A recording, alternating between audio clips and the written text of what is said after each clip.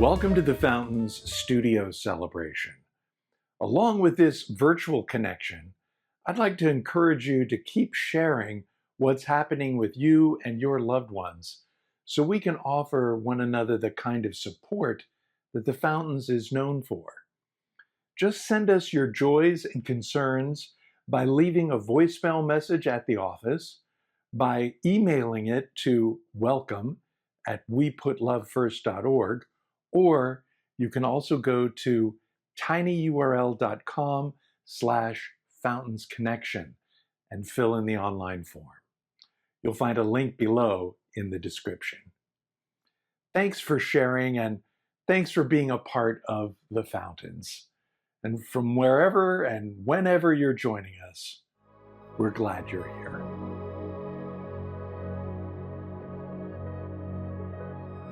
Join us as we get in the Spirit.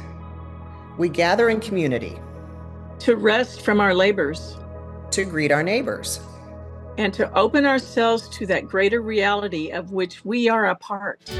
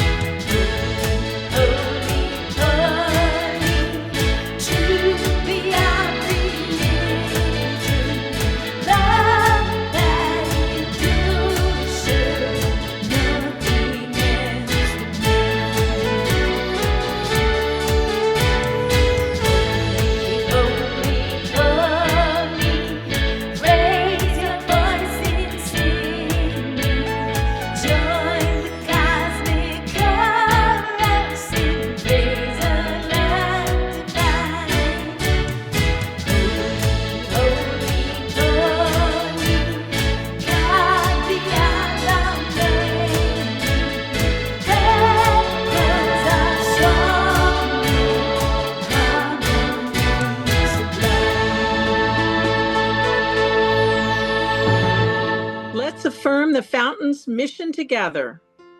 As followers of Jesus, we put love first.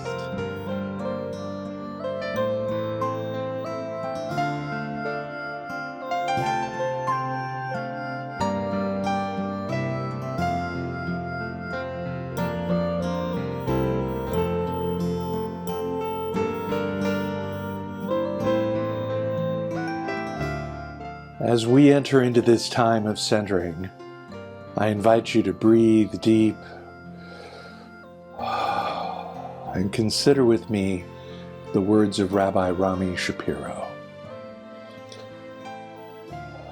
Here I am, waiting, watching, listening, attending to what is within and without. Your whispered breath fills me with wonder and wisdom, and I bend, embraced by you who are all. For a moment, I no longer breathe. I am breathed. For an instant, I know the truth of who I am. Your breath, a fleeting exhalation of all into this. How wondrous this moment when breath breathes and knows itself divine. Bind us together, Lord, bind us together with cords that cannot be broken. Bind us together, Lord, bind us together, Lord, bind us together in love.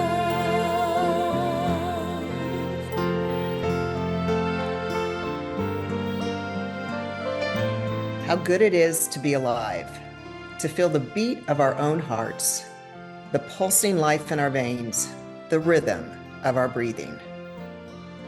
So we come into the stillness of this time of centering and reflection with gratitude for the gift of life this day. May we learn the ways of care and responsibility, and that a just balance may be restored to our world and its inhabitants. In our hope for a better world, may we embrace that force within ourselves and beyond ourselves that makes forgiveness possible, that makes a wider and deeper achievement possible. As we come and as we go, may each of us in our own small inner world know that we have been in the presence of the sacred and that our lives have been made stronger. This is our prayer.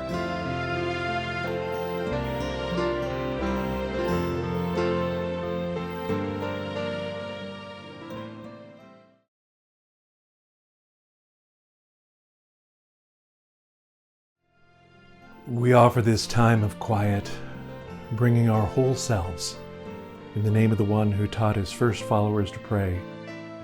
Our Father, who art in heaven, hallowed be thy name. Thy kingdom come, thy will be done, on earth as it is in heaven. Give us this day our daily bread, and forgive us our trespasses, as we forgive those who trespass against us. Lead us not into temptation, but deliver us from evil. For thine is the kingdom, and the power, and the glory forever. Amen. Bind us together, Lord, bind us together with cords that cannot be broken. Bind us together, Lord, bind us together, Lord, bind us together in love.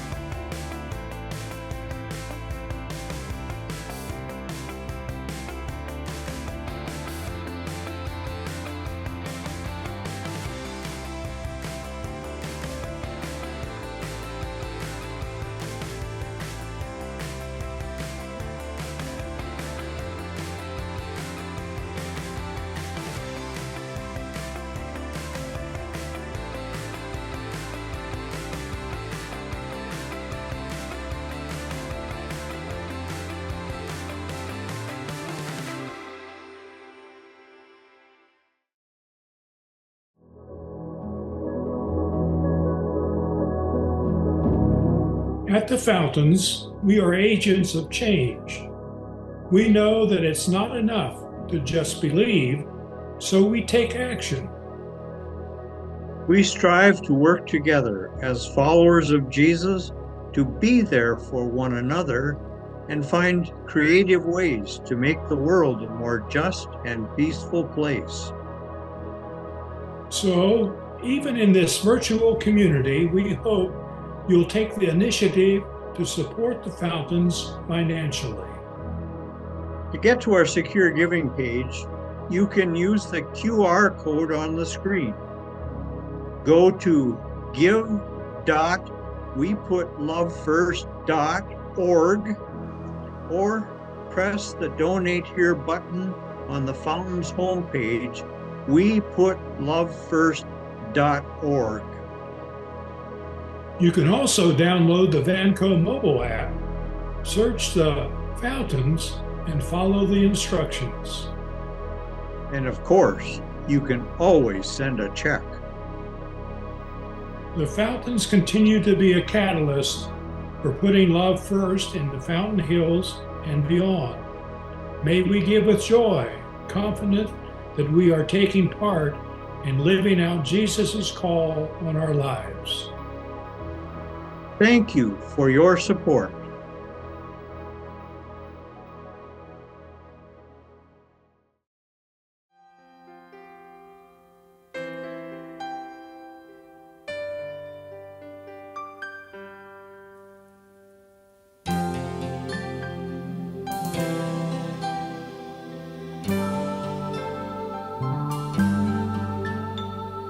Balance between winter and summer, balance between darkness and light, balance between hatred and fear, and the strength to do what's right.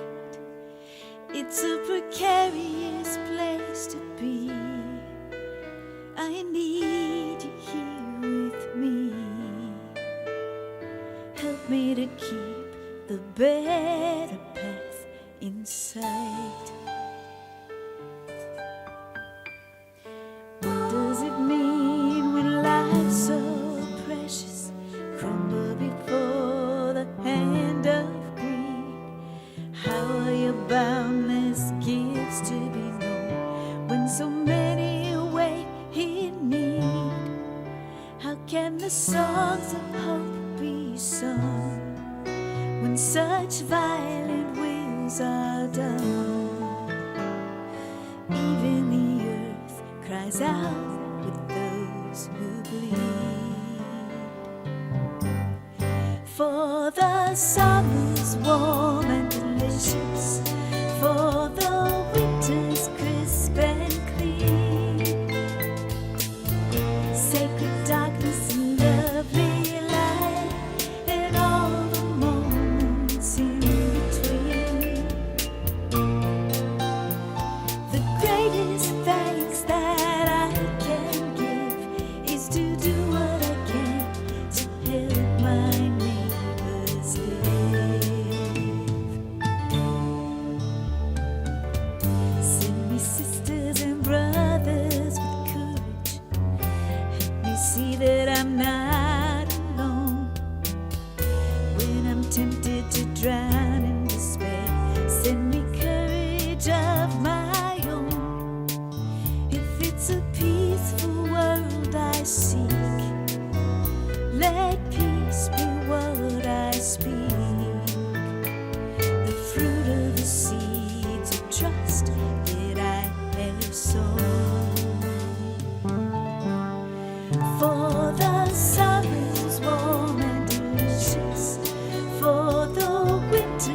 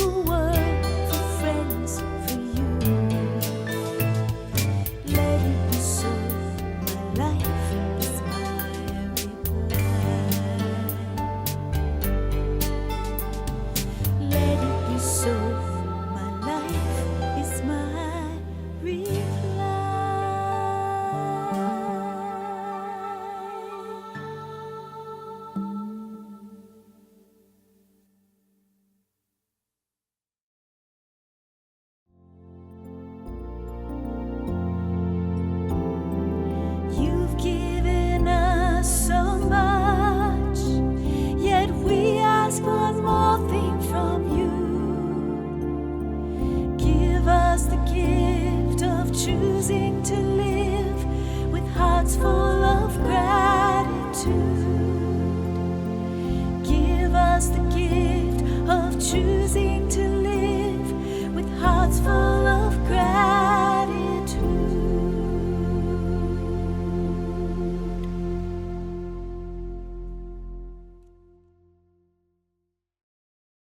Our story from Exodus today takes place about a month and a half after the Israelites have escaped Egypt. And already the reviews of freedom are not good. Moses and Aaron have led them out of slavery, across the sea, and into the wilderness, where it turns out there's no concierge desk and no continental breakfast. The people are tired, hungry, and increasingly convinced that Moses has absolutely no idea what he's doing.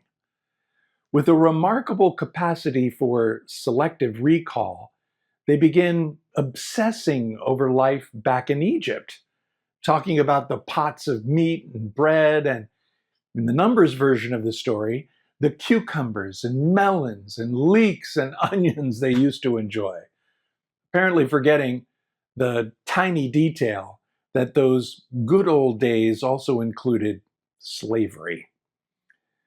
Evidently, given the choice between freedom without onions and slavery with onions, they're beginning to think the onions weren't such a bad deal.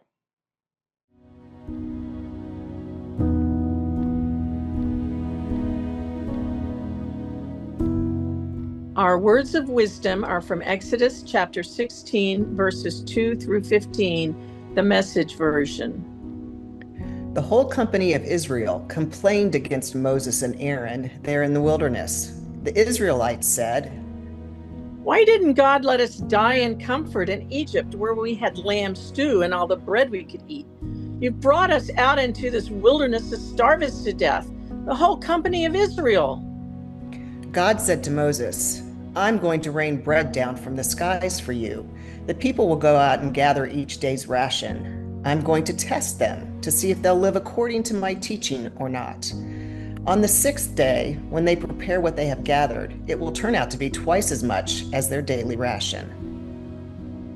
Moses and Aaron told the people of Israel, "This evening you will know that it is God who brought you out of Egypt, and in the morning you will see the glory of God. Yes, he's listened to your complaints against him. You haven't been complaining against us, you know, but against God." Moses said, "Since it will be God who gives you meat for your meal in the evening and your fill of bread in the morning, it's God who will have listened to your complaints against him. Who are we in all of this? You haven't been complaining to us. You've been complaining to God." Moses instructed Aaron, "Tell the whole company of Israel, come near to God. He's heard your complaints." When Aaron gave out the instructions to the whole company of Israel, they turned to face the wilderness, and there it was, the glory of God visible in the cloud. God spoke to Moses, "I've listened to the complaints of the Israelites. Now tell them, at dusk you will eat meat, and at dawn you'll eat your fill of bread, and you'll realize that I am God, your God." That evening, quail flew in and covered the camp, and in the morning there was a layer of dew all over the camp. When the layer of dew had lifted, there on the wilderness ground was a fine, flaky something, fine as frost on the ground. The Israelites took one look and said to one another, "What is it?" They had no idea what it was. So Moses told them, "It's the bread God has given you to eat." Hear what the Spirit is saying to the church. Thanks be to God.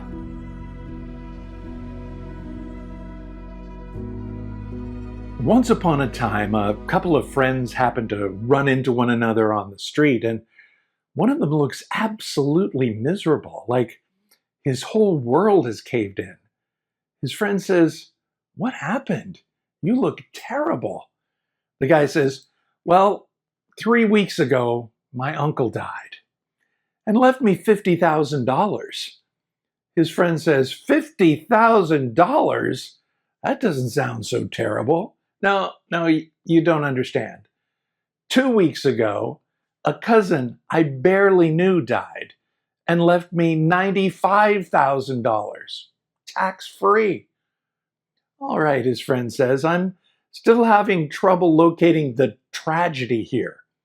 Well, last week, my grandfather died and left me almost $1 million. His friend just stared at him. So why are you so miserable? And the guy says, well, this week, nothing. And there you have it, friends. The human condition in a nutshell.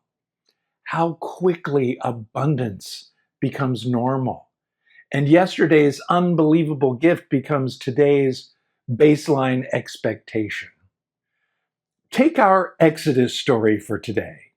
First off, as a professional killjoy, I'm obliged to remind you that whatever ancient memories may lie underneath the Exodus tradition, we have no archaeological evidence that there were ever Hebrew slaves in Egypt at all, let alone hundreds of thousands of them escaping Egypt and getting lost for 40 years in a wilderness roughly the size of West Virginia. And frankly, people who are preoccupied with trying to calculate the Israelites' daily mileage in the desert are missing the whole point of the story. This is a classic sacred origin story and has nothing to do with pinpointing things on a map.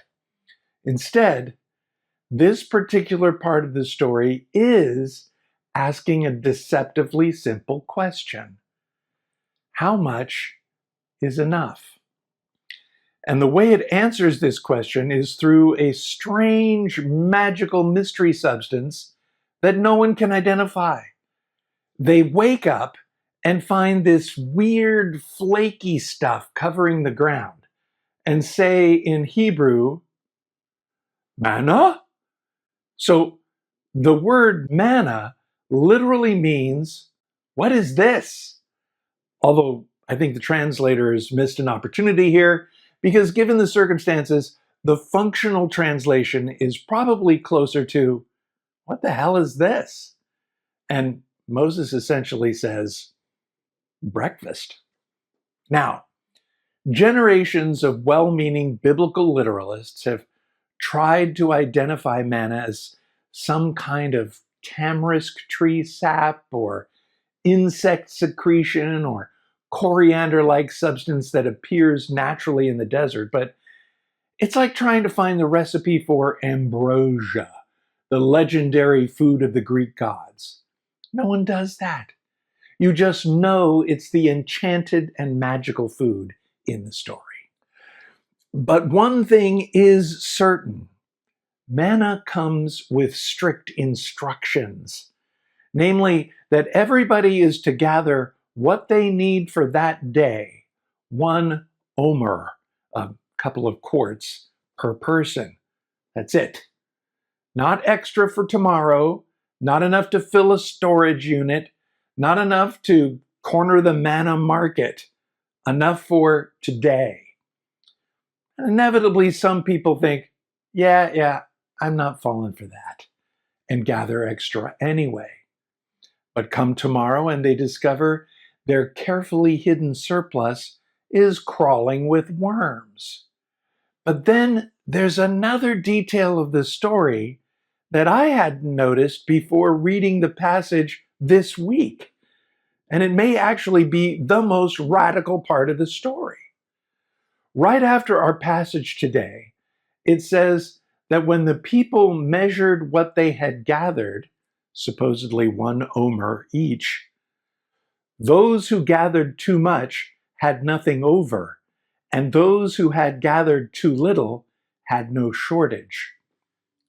Inexplicably, no matter how much was gathered, it all leveled out to be just enough. And suddenly, this isn't just a quaint story about being satisfied with what you have. This is about organizing our communities around the idea that everybody should have enough and that nobody should have to go without so somebody else can have more than they could possibly ever use. Accumulation for its own sake is not evidence of blessing, but a failure to trust that come tomorrow, there'll be enough, and a failure to notice whether everybody has enough today. The one who gathered much had no more than they needed, and the one who gathered little, for whatever reason, had no shortage. And maybe that's the first thing we need to recover in a culture that seems to have completely lost the ability to recognize the word enough, be it food, entertainment, or doom scrolling. We've almost lost the capacity to say, that's enough for today. And without that capacity, we'll almost certainly never know sublime experiences like contentment or the simple joy of satisfaction. It's all about more, more, more. It's all about anxiety about the future. In large part because human beings possess an extraordinary ability to live in places where no other animal spends nearly as much time. Yesterday and tomorrow. One of my mentors, Bill Martin, used to tell a story about the Creator who delighted in all that had been made, but took particular delight in the humans. They'd been given so much, the beauty of the earth, food enough to sustain them, one another for companionship, and minds capable of imagination, memory, laughter, and love. One day, Hasatan, the adversary, came before the Creator and said, "You've given these creatures too much. If they know only blessing, what meaning can their gratitude possibly have? If their love and trust are to mean anything, they must also know a curse." The Creator smiled and said, "I've already given them one." The adversary was surprised. "What curse have you given them?" And the Creator replied, "Unlike all the other creatures, I've given them the power to live in 3 places at once. They can live in the past, they can live in the future, and they can live in the present." "Those are all gifts," said the adversary. "Yes," said the Creator, "that is what makes the curse so effective. Without great care, they will spend every moment regretting a past they cannot change and fearing a future that has not yet come. They will never know the gift of the present." I don't know about you, but at 3 o'clock in the morning, I can revisit something stupid I said 15 years ago with such vividness that my body reacts as if it's happening again right then. We can dread conversations that have not happened, catastrophes that may never materialize, diagnoses we haven't received, losses we haven't suffered, elections that haven't occurred, conflicts that haven't begun, and futures that exist nowhere except inside our own frightened imaginations. Memory and imagination are among our greatest gifts, but they also make it entirely possible to miss our actual lives. We can spend today regretting yesterday while worrying about tomorrow, and then wake up tomorrow and regret how we wasted yesterday worrying about today. Truth be told, the only place actual contentment can happen is here, now. Not because the present is always pleasant, and not because everything is okay, but because this is the only moment in which life is actually happening. A hummingbird outside the window, the dog asleep beside you, coffee with someone who knows your stories, music that suddenly takes you somewhere you weren't expecting, a gorgeous sunset you nearly missed because you were looking at your phone. Nothing monumental, nothing particularly spectacular, just life saying quietly and persistently, here, now. It's enough. One night, Mullah Nasruddin was sleeping deeply, dreaming that a mysterious hand was placing enormous, glistening gold coins into his purse. 1, 2, 3, Nasruddin counted with delight. 4, 5, 6, 7, 8, 9. Then the hand stopped. Nasruddin stared at it. 10, he said. Nothing happened. I must have 10! Still nothing. Then Nasruddin became furious, arguing with this mysterious hand, demanding his 10th gold coin, insisting that 9 simply would not do. He raised such a fuss that he woke himself up. He opened his eyes and the coins were gone. The hand was gone. Everything was gone. So Nasruddin immediately squeezed his eyes shut, held out his hand, and whispered, okay, 9. And there we are. How much of life do we spend bargaining for that 10th coin? How many perfectly good days do we fail to inhabit because they aren't the days we imagined? How many people do we fail to appreciate because we're concentrating on how they disappoint us? How much beauty do we overlook because we're waiting for something spectacular? How much of what we call ambition is actually the inability to say enough? And how much of what we call security is simply our attempt to hoard tomorrow's manna? Maybe that's why Jesus, centuries after the Exodus story was first told, taught people to pray not for some warehouse full of bread as a guarantee against anything bad ever happening. He didn't even teach people to pray for my daily bread, but give us this day our daily bread. Not just enough for today, but enough for everyone. So maybe the soul food practice this week is being intentional about the holy art of enough. At least once every day, stop and consciously notice what is present before your mind begins inventorying what is missing.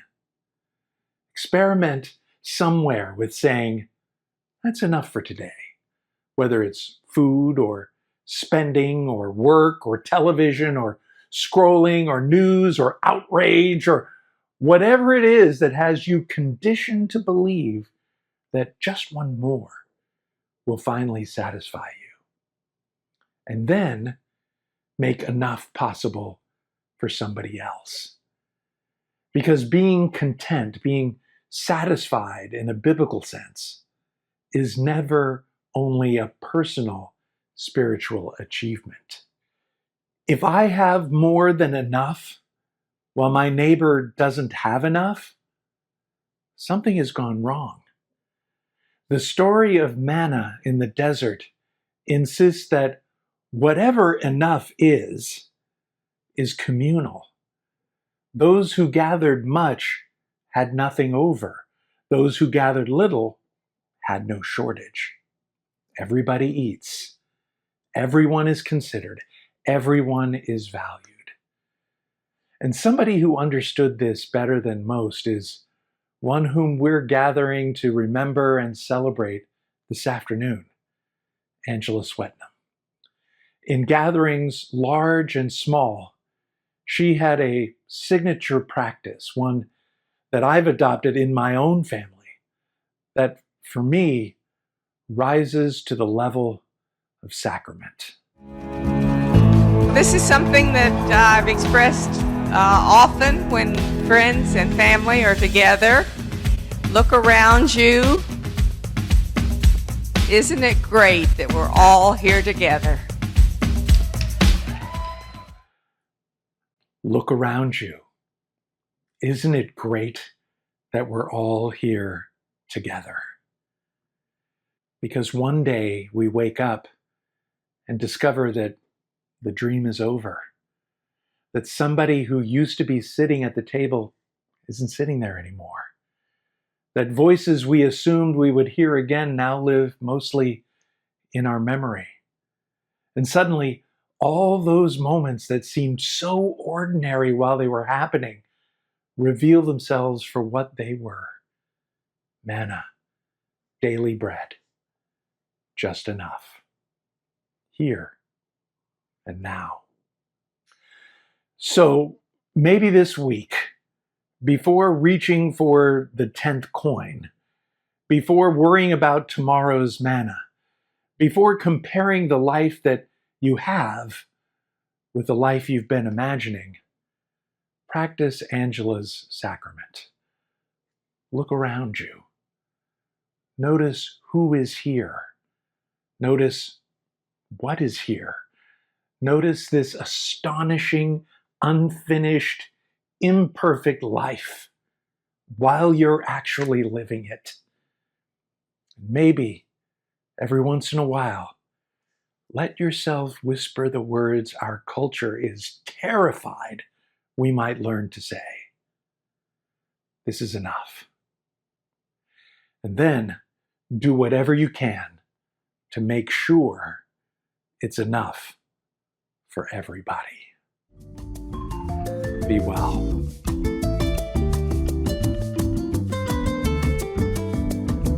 Don't forget, if you liked what you heard today, buy me a coffee. The link's in the description.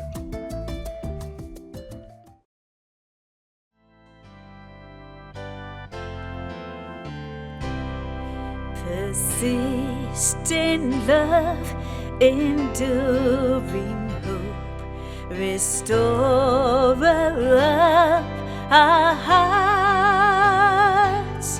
We now take up your sacred call, prepared to do our parts. The road is long, the path is hard, yet still each day we strive to welcome all, to freely give, that all might live and thrive. When we are filled with pain and rage, or faced with doubt and fear, we keep your kingdom goal in sight and gladly persevere. We seek to share your daring dream, to make your vision known as we press on in faith and trust, assured we are your own. Persistent love, may we persist in all that we've begun. Enduring hope, may we endure until your will is done.